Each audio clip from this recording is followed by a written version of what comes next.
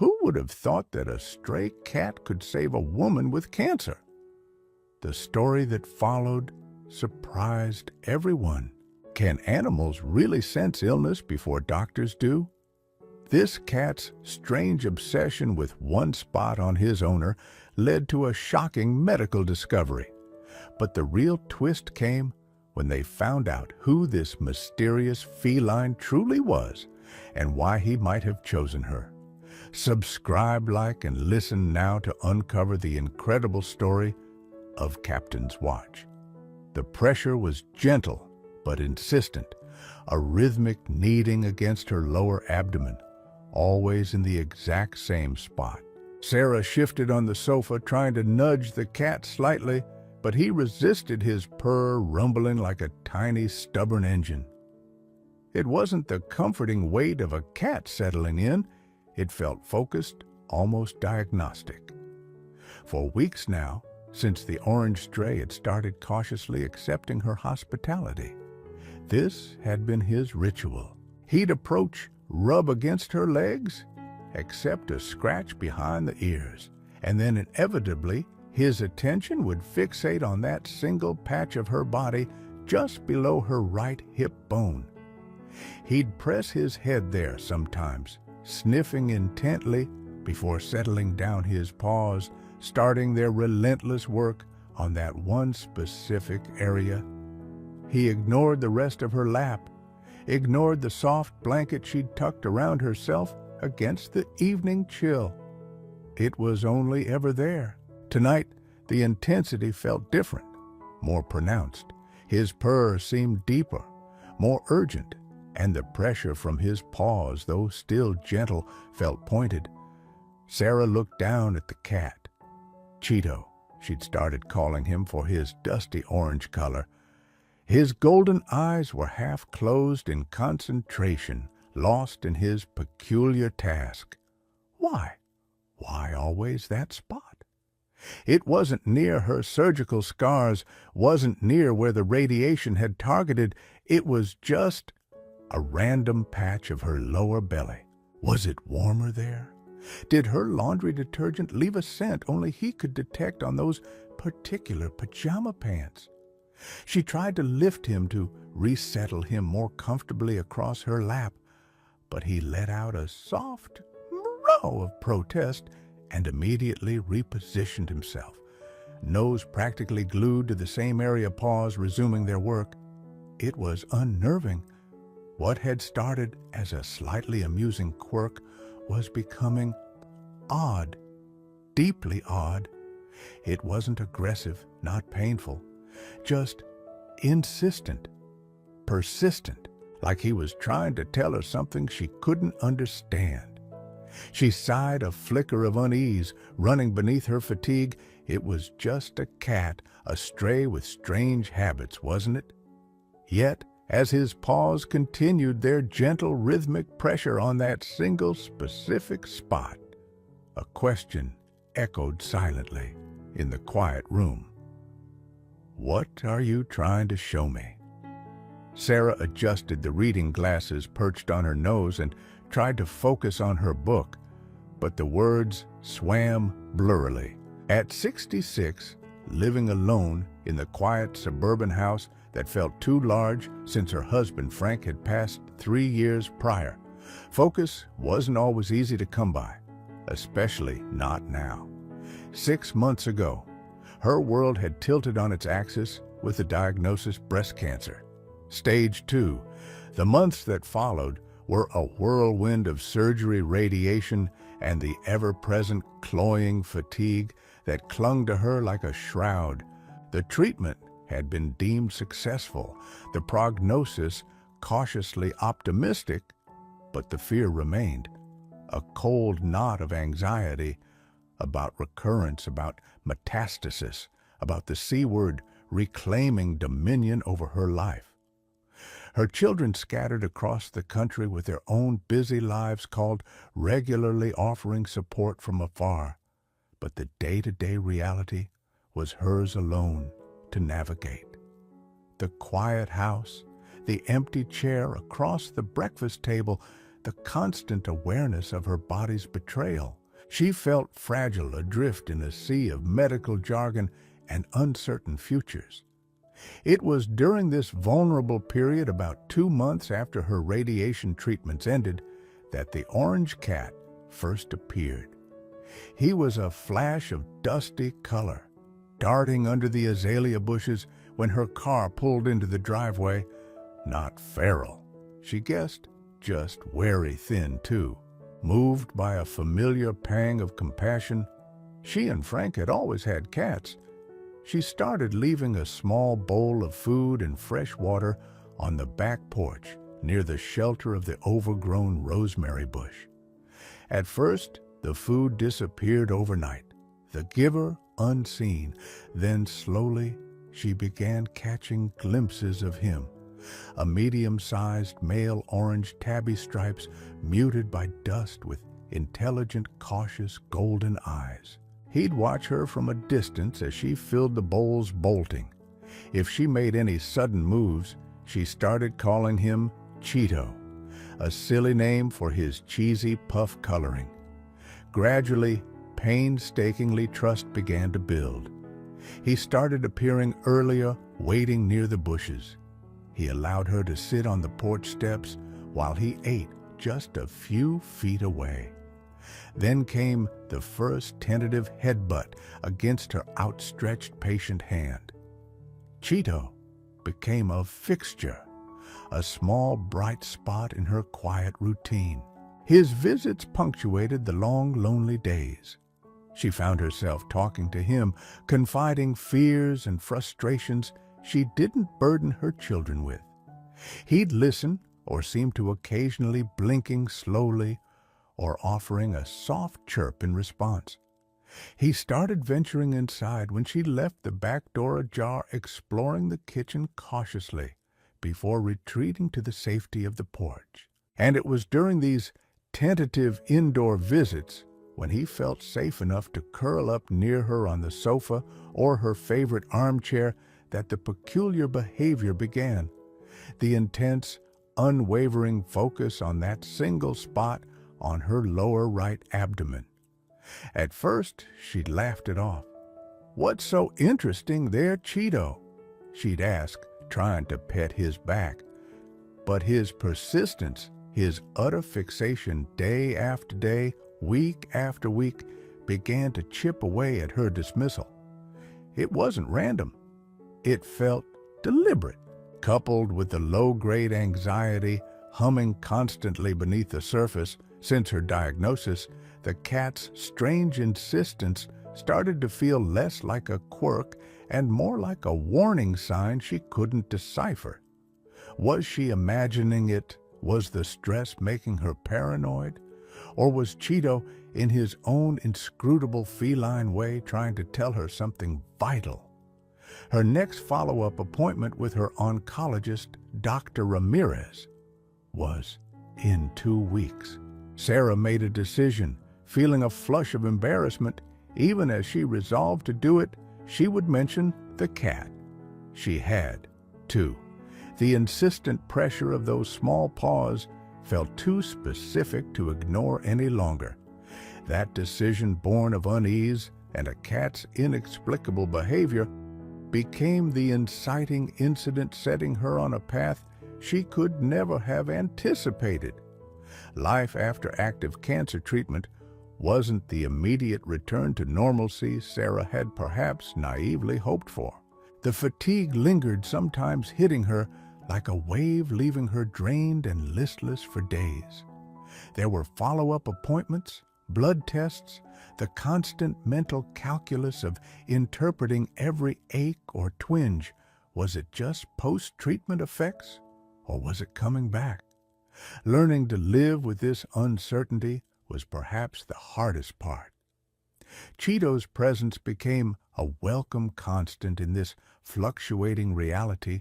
He was now bold enough to nap regularly inside, often choosing the sunniest spot on the living room rug or the armchair opposite Sarah's.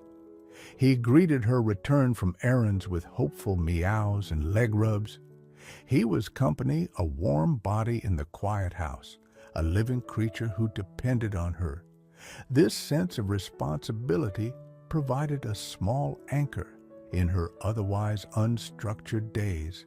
She bought him proper cat food, a soft bed, which he occasionally used, preferring the armchair, and even a few crinkly ball toys.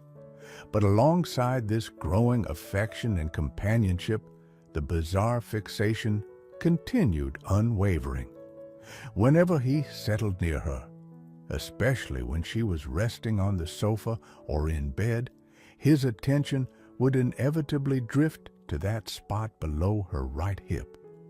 He'd sniff it carefully, sometimes rub his face against it, then start the kneading. Gentle, yes, but relentless.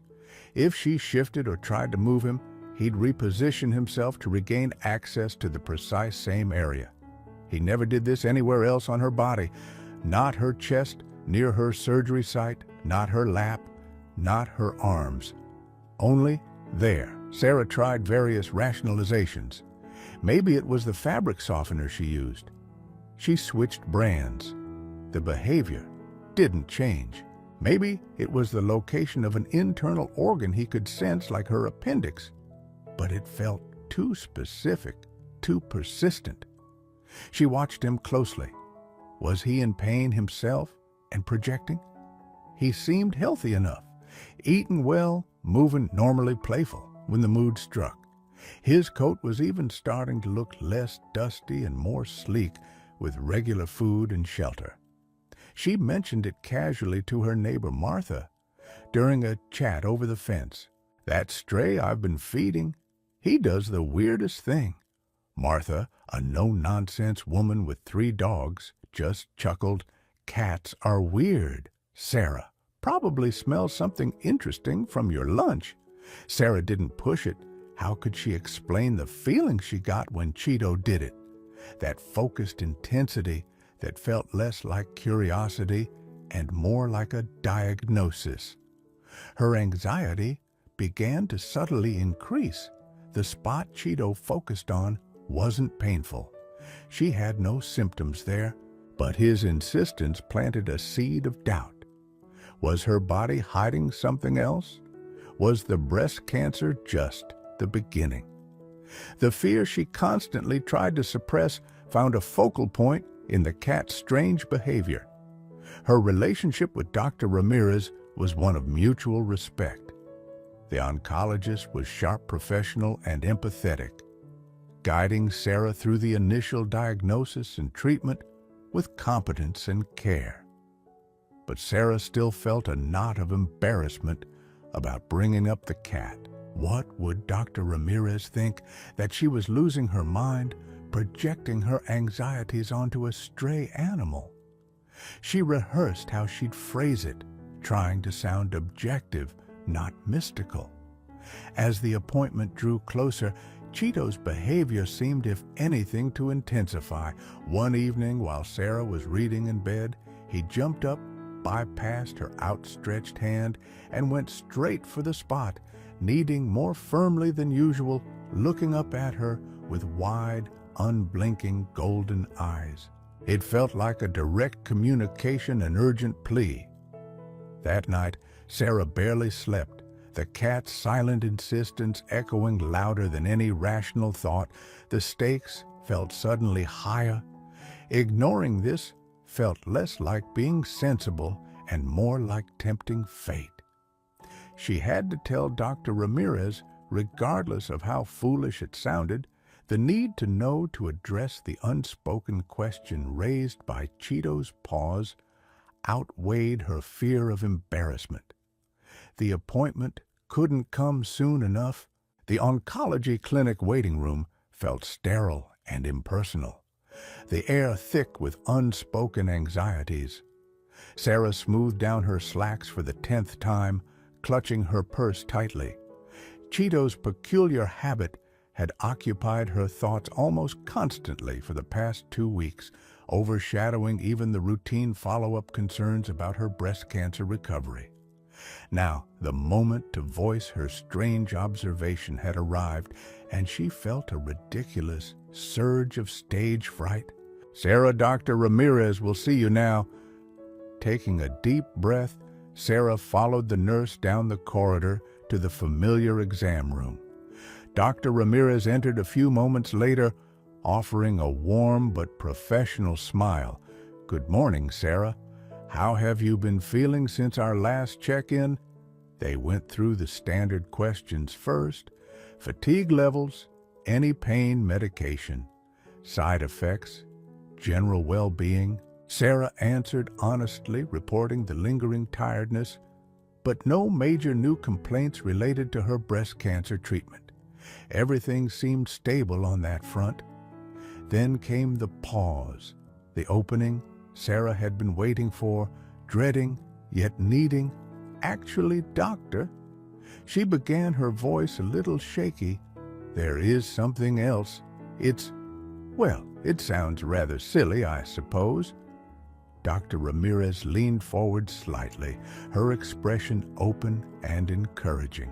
"Nothing sounds silly if it's bothering you. Sarah, tell me." Sarah took another breath and plunged in, explaining about the stray orange cat she'd taken in his gradual warming up to her, and then the strange, persistent behavior.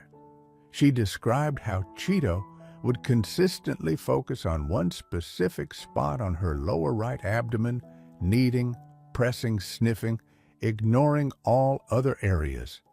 She emphasized the duration, weeks, and the specificity of the location. She finished lamely, "I know it sounds crazy blaming a cat, but it's just so consistent, it started making me wonder." Dr. Ramirez listened intently, her gaze thoughtful, not dismissive. When Sarah finished, the doctor didn't laugh or brush it off. She remained silent for a moment, tapping her pen gently on the file. "Well, Sarah," she said finally, her tone measured. "Medically speaking, there's no conclusive scientific evidence that cats can reliably detect cancer or other specific illnesses in humans. Their sense of smell is incredible, yes, and they might potentially pick up on subtle biochemical changes we're unaware of, but it's not something we can base a diagnosis on." Sarah felt a flush of embarrassment return. Of course it was silly.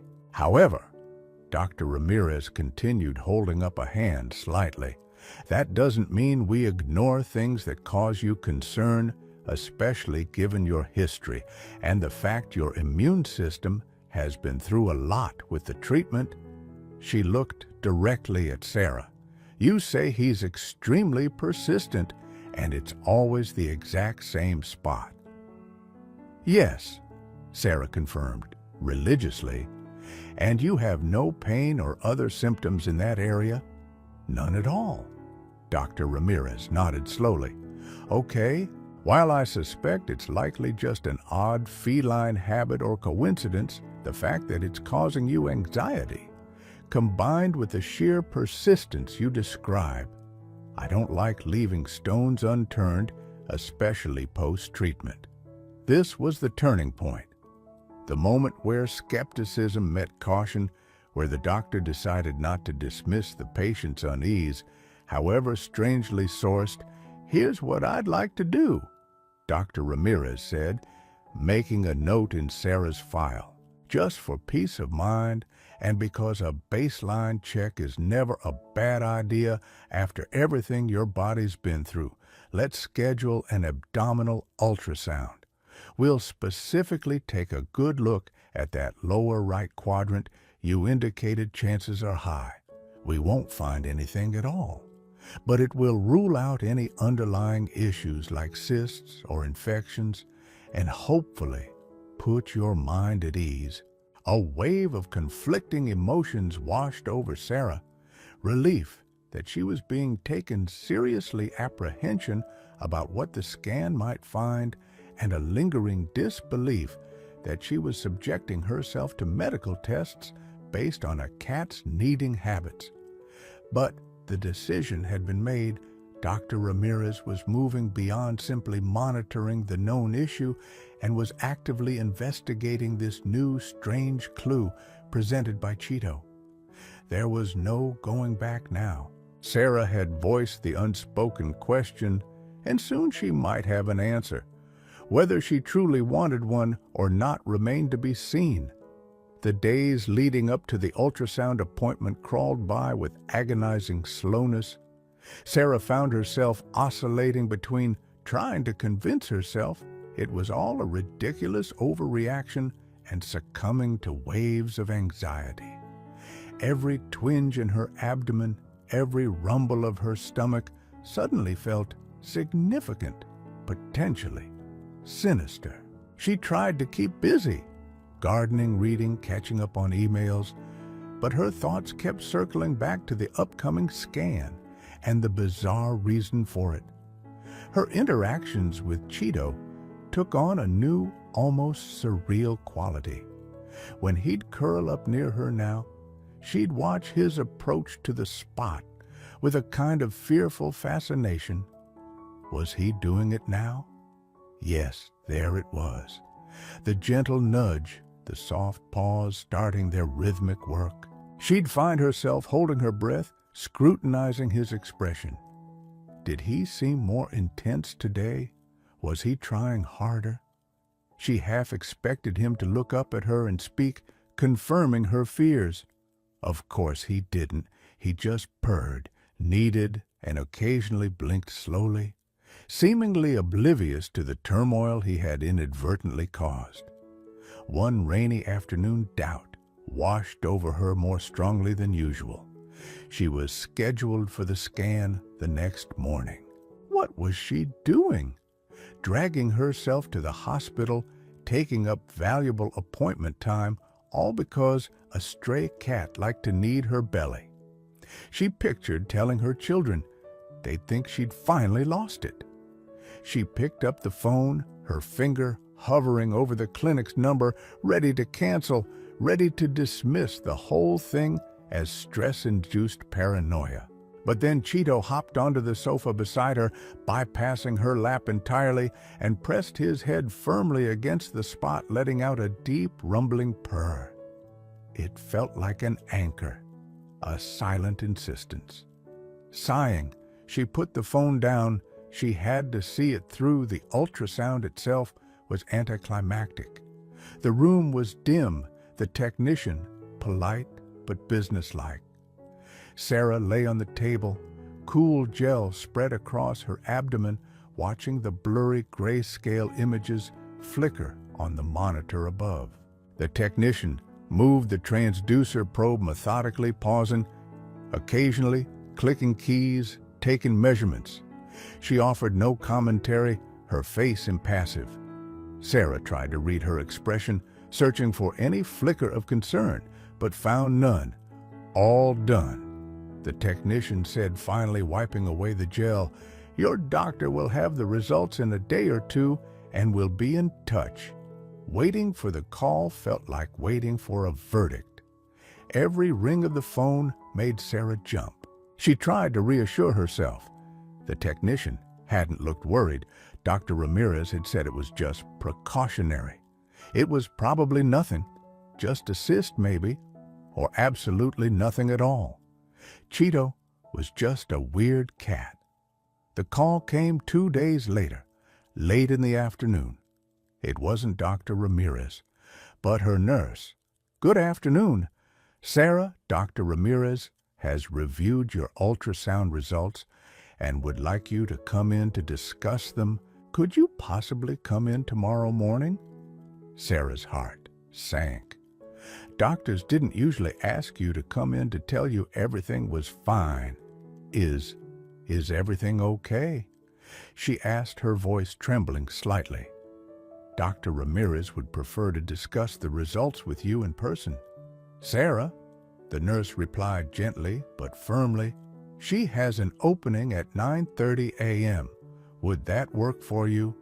Numbly, Sarah agreed. The rest of the evening passed in a blur of anxiety. She barely touched her dinner. Cheeto seemed to sense her distress, staying closer than usual, occasionally rubbing against her legs, but strangely refraining from his usual kneading ritual on the spot. Had he done his job?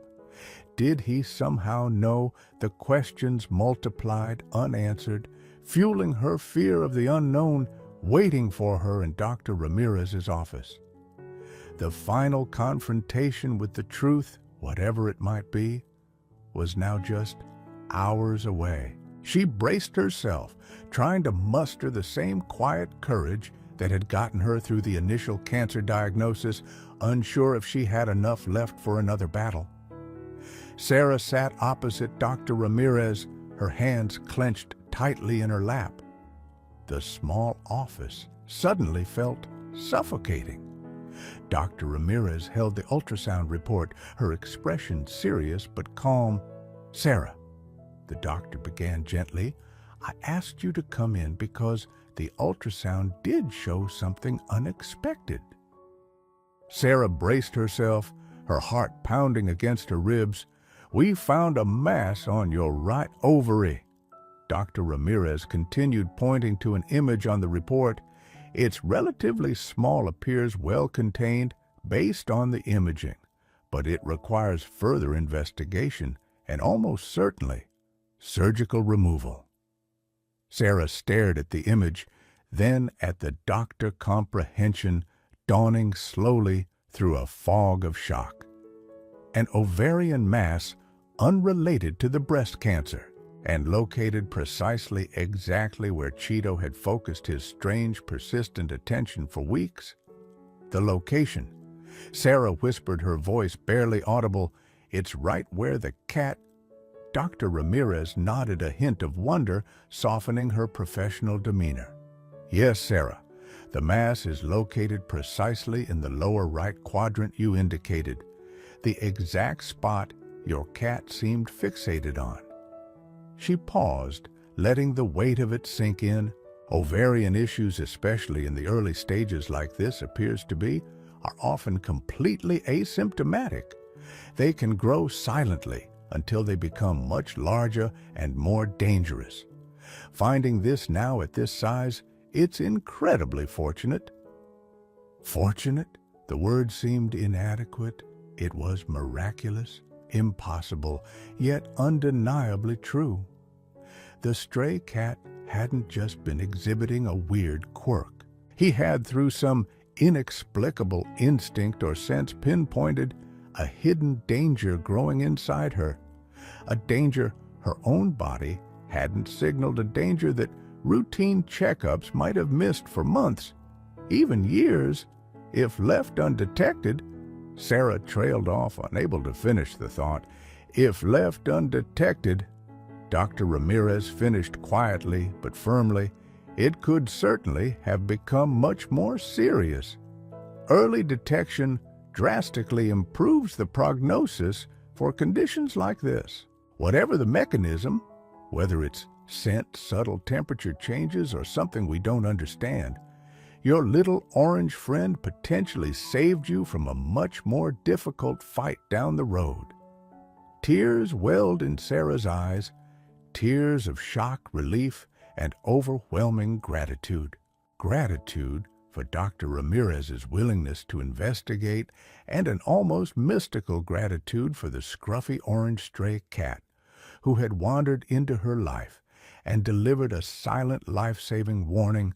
With nothing more than the gentle pressure of his paws, Cheeto hadn't just offered companionship, he had offered a second chance. The surgery to remove the ovarian mass was scheduled quickly and went smoothly. Pathology confirmed it was an early-stage tumor, completely removed with an excellent prognosis thanks to the timely discovery. Recovering from this second unexpected surgery was physically draining, but emotionally, Sarah felt a profound sense of peace and wonder she hadn't experienced since before her initial cancer diagnosis. Her first priority upon returning home was Cheeto. He was no longer just a stray. She was feeding. He was family. He was her guardian. She immediately took him to Dr. Miller's veterinary clinic for a proper checkup, vaccinations, and neutering. To her relief, Cheeto was found to be in remarkably good health, needing only basic care. But the visit held one more surprise. "He's microchipped," Dr. Miller announced, holding up the scanner. The chip revealed his real name was Captain, and he was registered to an Arthur Pendleton who lived just a few streets away. A quick, sad search online confirmed Sarah's suspicion. Mr. Pendleton, an elderly widower, had passed away peacefully in his home about a month before Captain had first appeared on Sarah's porch. In the sad confusion following his death, Captain must have slipped out unnoticed and gotten lost. He hadn't been abandoned out of malice. He was a beloved pet who had lost his person and his home, wandering and grieving, until he found Sarah. Sarah officially adopted him, keeping the name Captain, though she often still called him Cheeto affectionately. Knowing his story only deepened her connection to him. He wasn't just a random stray. He was a cat who had lost his beloved owner and somehow inexplicably found his way to someone else who needed guarding, someone whose hidden ailment he could apparently sense life settled into a new rhythm for Sarah and Captain. Her recovery progressed well buoyed by Captain's constant comforting presence. He still liked to curl up near her, but the intense, focused kneading on her abdomen ceased entirely after her surgery, as if his job was done. He was simply a loving, slightly quirky companion, now napping in sunbeams, batting at dust bunnies, and purring contentedly in her lap. Sarah shared her story hesitantly. At first, then, with growing conviction. Some were skeptical, others amazed. But for Sarah, there was no doubt Captain had come into her life when she was at her most vulnerable, offering not just comfort, but an intuitive, life-saving intervention that defied easy explanation. He was a furry, four-legged reminder that help and hope can arrive in the most unexpected of forms. A guardian angel in a dusty orange coat. Her house no longer felt too big or too quiet. It felt full, protected, watched over by Captain. A stray cat finds abandoned kittens in an abandoned warehouse. What happens next makes people cry. Can a creature hardened by neglect and brutality learn to love? You've seen Rusty fight for the kittens, but the real battle is just beginning. What happens when the rescuer himself is tested to his limits, and a shocking secret from Rusty's past threatens their fragile sanctuary? Don't miss the unexpected twist that changes everything. Subscribe for more incredible animal stories. Like if you believe in the power of rescue, and listen now to discover the tear-jerking truth. The snarl ripped through the cavernous silence of the abandoned warehouse, echoing off cold concrete and rusted machinery. It wasn't the familiar scuttling of rats or the mournful coo of pigeons roosting in the high, broken windows. This was primal predatory Rusty, an orange tabby tomcat whose scarred muzzle and torn ear testified to a life lived on the unforgiving streets of Cleveland, flattened himself instinctively against the grimy floor, his heart hammered against his ribs. He knew that sound, dog big and close. A massive shape, mostly shadow with glinting eyes, emerged from behind a stack of rotting pallets. A pit bull mixed ribs showing beneath a matted coat, saliva dripping from its jowls.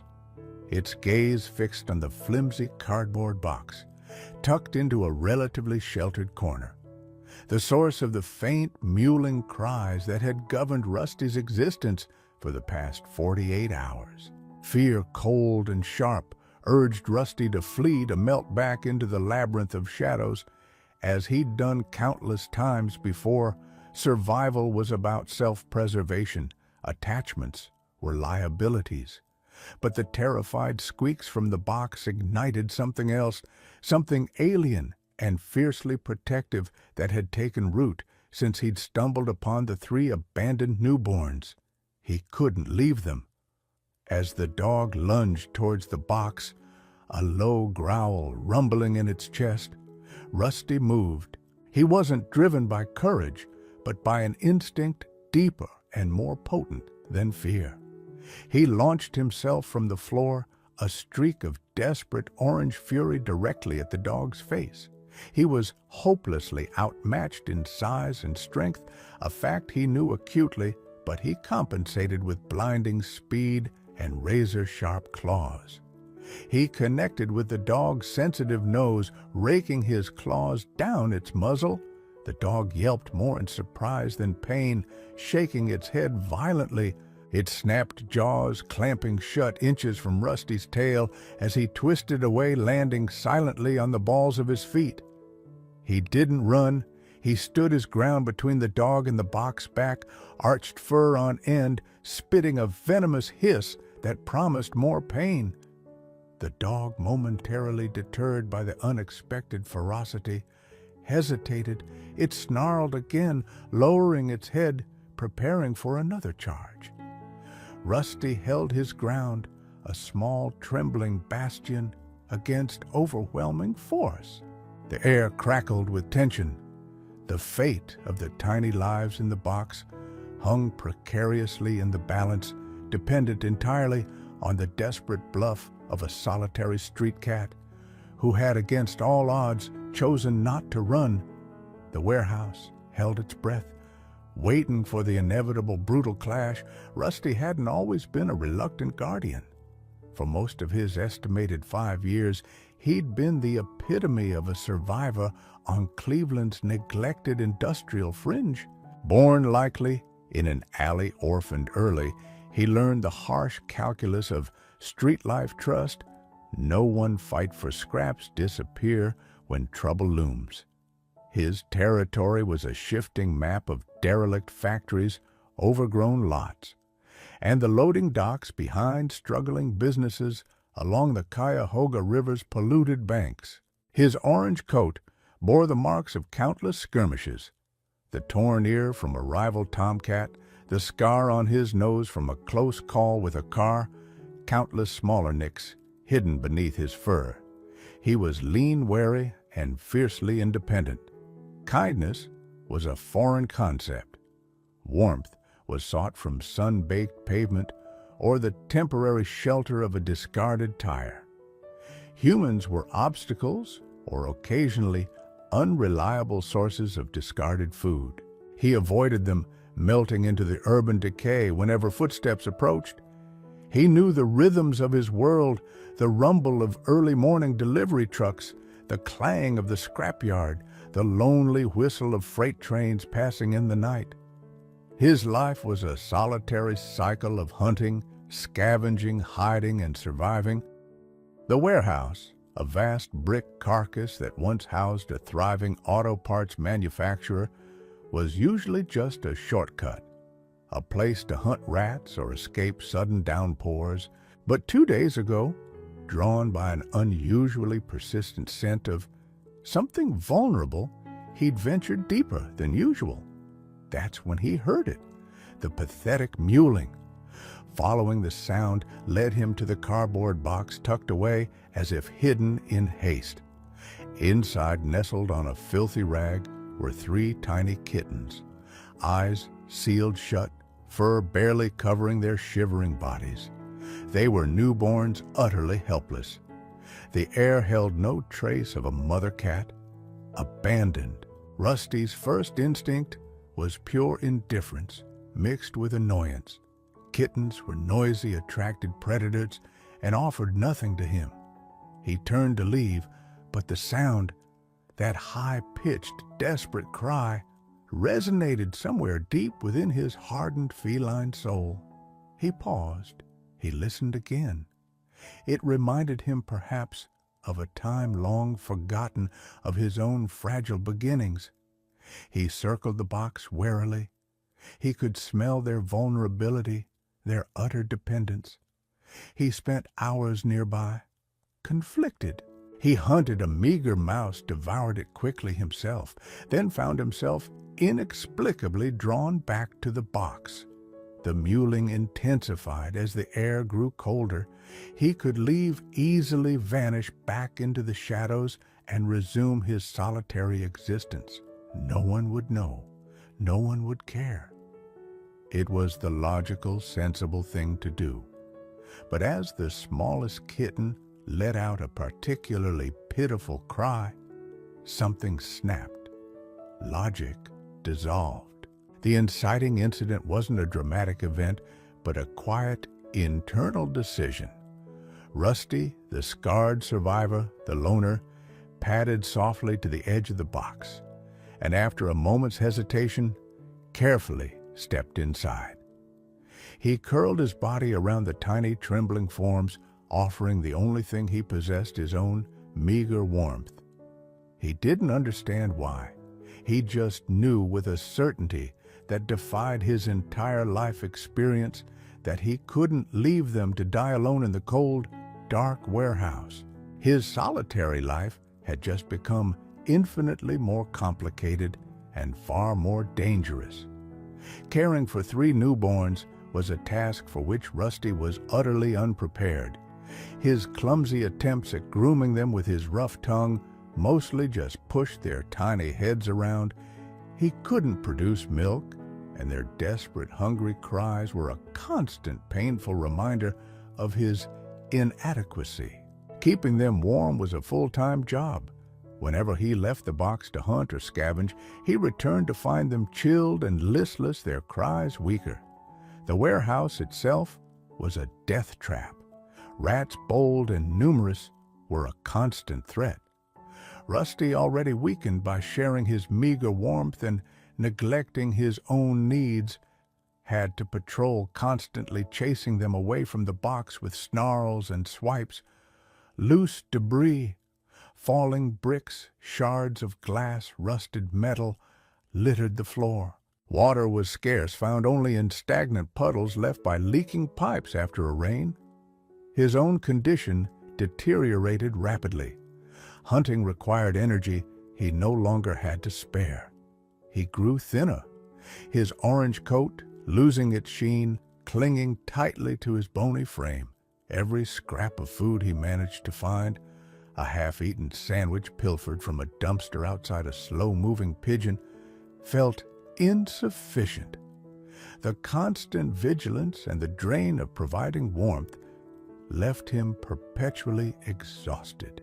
Yet, every time he returned to the box and felt the tiny bodies instinctively nuzzle against him, the fierce protectiveness surged anew, pushing him onward. It was during one of his desperate foraging trips near the warehouse perimeter that he first became aware of the human George Kowalski was a man adrift in his own quiet life. 63, widowed 5 years prior, he worked the night shift as a security guard for the sprawling, mostly defunct industrial park. His job was less about security and more about presence, walking designated routes, checking locks on buildings. No one cared about reporting graffiti or vandalism. It was a lonely job, punctuated only by the crackle of his radio and the mournful sounds of the decaying city. George had noticed the orange tomcat before. A fleeting glimpse here, a flash of color disappearing behind a dumpster there. Just another stray, adapting to the urban wilderness. But lately, he'd seen it more often, always near the abandoned parts warehouse, and it looked rough, thinner than usual, dirtier, and carrying an air of frantic tension. One rainy evening, George saw Rusty dart into the warehouse, not seeking shelter himself, but carrying something small and dark, a dead rat, in his mouth. Strange behavior for a solitary tomcat.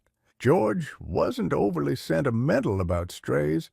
There were too many, their lives too harsh. But something about this cat piqued his interest. He started paying closer attention during his rounds. He noticed how Rusty seemed reluctant to leave the vicinity of the warehouse, how he'd look around nervously before slipping inside through the broken window. He saw fresh scratch marks near a ground-level opening, as if something had tried to get in or out. One particularly cold night, George was doing his rounds near the warehouse when he heard it. A distinct, sharp yelp of pain, followed by frantic scrabbling sounds and an aggressive low growl that definitely wasn't the orange cat. He cautiously approached the broken window, flashlight beam cutting through the darkness. He saw a flash of movement, a large dark dog retreating from deeper inside the warehouse, shaking its head as if struck. Then silence. George hesitated. Company policy strictly forbade entering abandoned structures. It was dangerous. But the sounds, they worried him. He swept his flashlight beam inside again. For a moment, caught in the light, he saw the orange cat. It was standing rigidly near a dilapidated cardboard box, breathing heavily, a fresh, bloody scratch clearly visible on its shoulder. It stared back at George, eyes wide with alarm and defiance, before melting back into the shadows. George didn't see any kittens. He didn't understand what he'd witnessed, but the image of the injured defensive cat stayed with him. Why was it fighting a dog? Why was it guarding that specific spot so fiercely?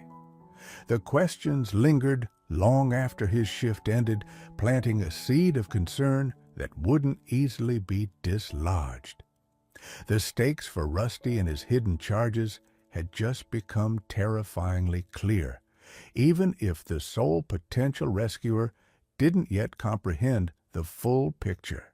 The encounter with the dog left Rusty injured and deeply shaken. The gash on his shoulder throbbed, making movement painful. Worse, it reinforced the constant gnawing fear for the kitten's safety.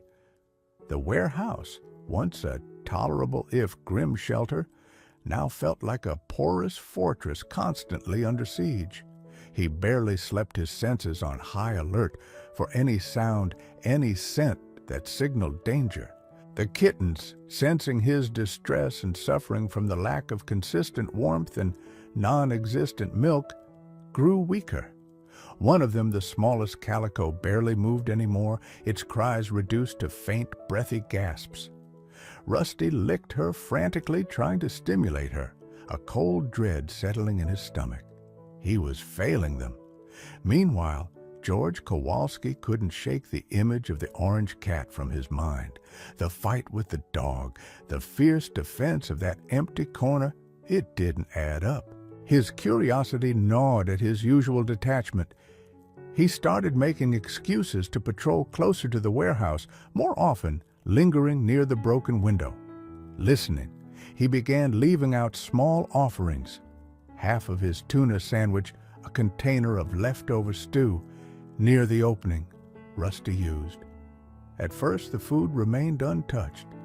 Then, tentatively, it began to disappear overnight.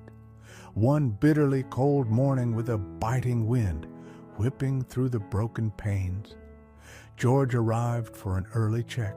He'd brought a thermos of hot coffee and an extra offering for the cat, a small can of wet food he'd bought on impulse. As he neared the usual spot, he heard it again, that faint, high-pitched mewling. It wasn't just one voice. It sounded like several, incredibly weak. He crouched near the opening, peering into the gloom, and then he saw it. Rusty wasn't alone in the cardboard box. Curled tightly against his ragged orange fur were 3 minuscule kittens. The tomcat was shivering, partly from cold, partly perhaps from weakness. But he didn't move. pressing his body firmly around the tiny creature's one kitten, the little calico lay unnervingly still. The truth hit George with the force of a physical blow. The strange behavior, the defensiveness, the fight with the dog, the cat's own deteriorating condition. It all made sense. This hardened street cat, this solitary survivor, had somehow taken on the impossible task of mothering abandoned newborns. He wasn't just guarding a spot, he was guarding a family. A wave of emotion washed over George, awe, pity, and a profound sense of responsibility. He saw the desperation in Rusty's posture, the fading life in the kittens. He knew with absolute certainty that without intervention, none of them would survive much longer. The cold, the starvation, the dangers of the warehouse. They were running out of time. This was the turning point. George Kowalski, the quiet observer, the man who kept the world at arm's length, could no longer stand by. Watching this incredible display of interspecies devotion and sacrifice broke through his reserve. He couldn't just leave food out anymore. He had to get them out. All of them. He didn't know how he would do it. Coaxing a feral protective tomcat and 3 fragile newborns out of a dangerous building seemed monumentally difficult. He didn't have many resources, but looking at Rusty shivering protectively over his charges, George knew he had to try. The point of no return wasn't just for Rusty anymore. It was for George, too. He straightened up his mind, already racing, formulating a plan. The rescue mission had begun. George's first challenge was logistics and trust. Getting into the warehouse was risky but manageable. Through a service door he knew had a faulty lock. Getting a feral tomcat, fiercely protective of kittens, to cooperate was another matter entirely. And then there were the kittens themselves. Newborns needed specialized care, warmth, and kitten milk, replacer things George knew nothing about and certainly didn't have on hand. His first step was information. During his lunch break, he used the old computer in the security office to search frantically how to care for newborn kittens, rescuing feral cats, kitten milk replacer Cleveland. The information was overwhelming, stressing the need for immediate, consistent warmth and frequent feedings. He learned about humane traps, calming techniques for feral cats, and the high mortality rate for orphaned newborns. The urgency pressed down on him. His next stop was a discount pet supply store several miles away. He spent more than he could really afford on a heating pad designed for pets. Several cans of kitten milk, replacer, KMR feeding bottles with tiny nipples, and a sturdy pet carrier lined with soft towels. He felt a pang of anxiety looking at the bill, but the image of Rusty shivering in the box pushed the concern aside. The initial attempts at rescue were disastrous. George approached the box, slowly speaking in what he hoped was a soothing voice, holding out a small bowl of warmed KMR mixed with wet food. Rusty reacted instantly, spitting and hissing, a low growl rumbling in his chest. He shielded the kittens with his body-injured shoulder, held stiffly, eyes blazing defiance. George backed off immediately, leaving the food nearby. He knew pushing too hard would destroy any chance of building trust. He established a routine. Several times during his shift, he would approach live food and warmed KMR closer to the box each time, speak softly, and retreat. Rusty remained wary, often growling, but hunger eventually won out. George would watch from a distance as the tomcat would dart out, gulp down the food, and quickly return to the kittens. He even saw Rusty tentatively lap at the KMR, perhaps realizing it was nourishment. Progress was agonizingly slow. The little calico kitten remained worryingly weak. George knew he didn't have much time. He started leaving the pet carrier near the box door open with soft bedding and a small dish of food inside, hoping Rusty might investigate it as a safer, warmer den. Rusty ignored it for days. George faced his own dark night of the soul. During this period, doubts plagued him. Was he making things worse by interfering? Could he even do this? He was just a security guard, not an animal rescue expert. He looked at his own modest apartment, barely big enough for himself, and wondered where he would even put them. If he succeeded, the responsibility felt immense, crushing.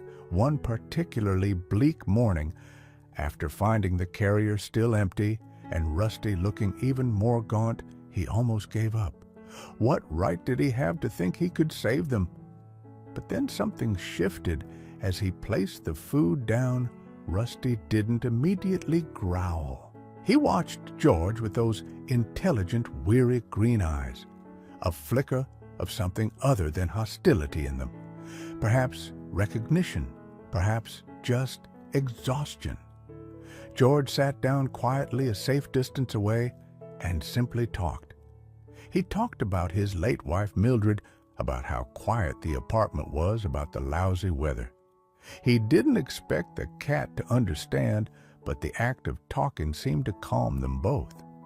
He noticed Rusty occasionally nudge the carrier sniffing at the entrance. A tiny spark of hope rekindled. He decided on a new tactic. He brought in the heating pad, running an extension cord carefully from an outlet near the security office, a breach of protocol he willfully ignored. He placed the activated pad set on low inside the carrier, making it the warmest spot in the damp, cold warehouse.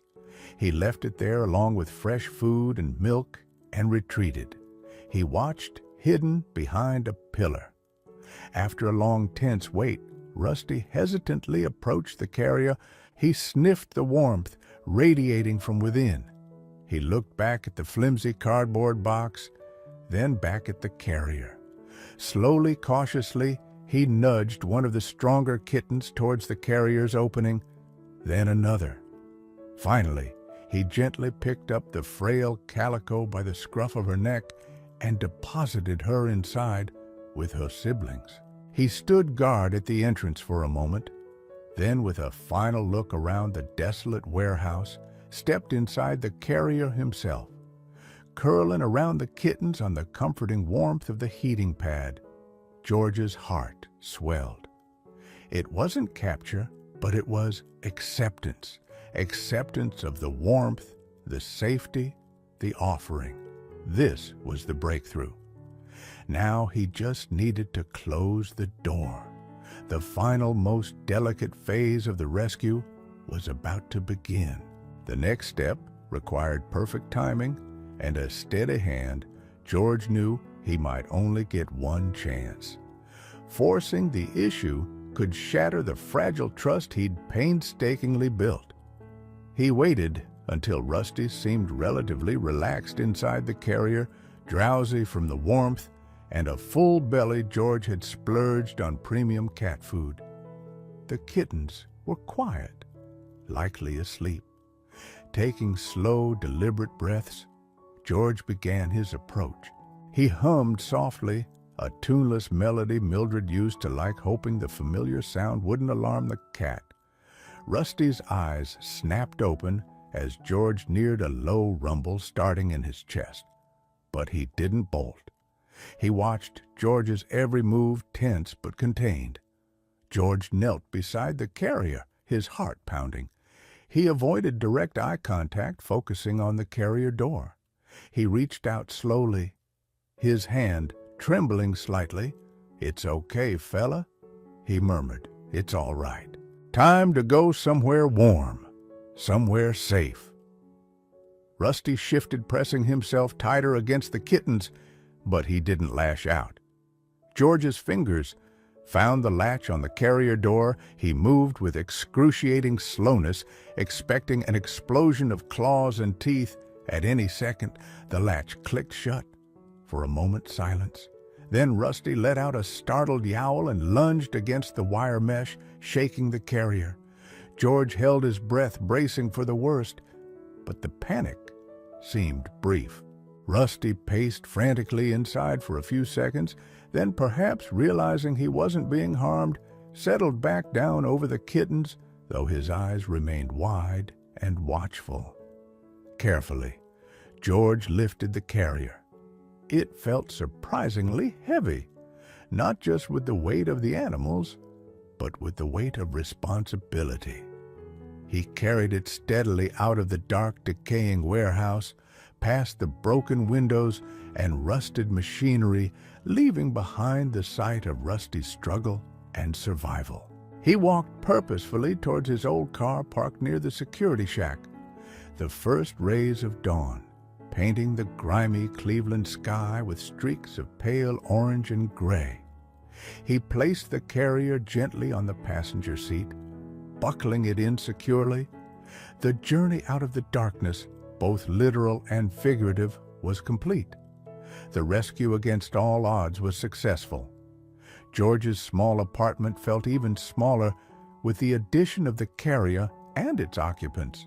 He set them up in the bathroom, the warmest and quietest room, lining the floor with old towels and placing the heating pad safely underneath part of the carrier. He prepared a bottle of warm KMR. His hands surprisingly steady now. Opening the carrier door just a crack, he slid in a small dish of milk and some soft food for Rusty.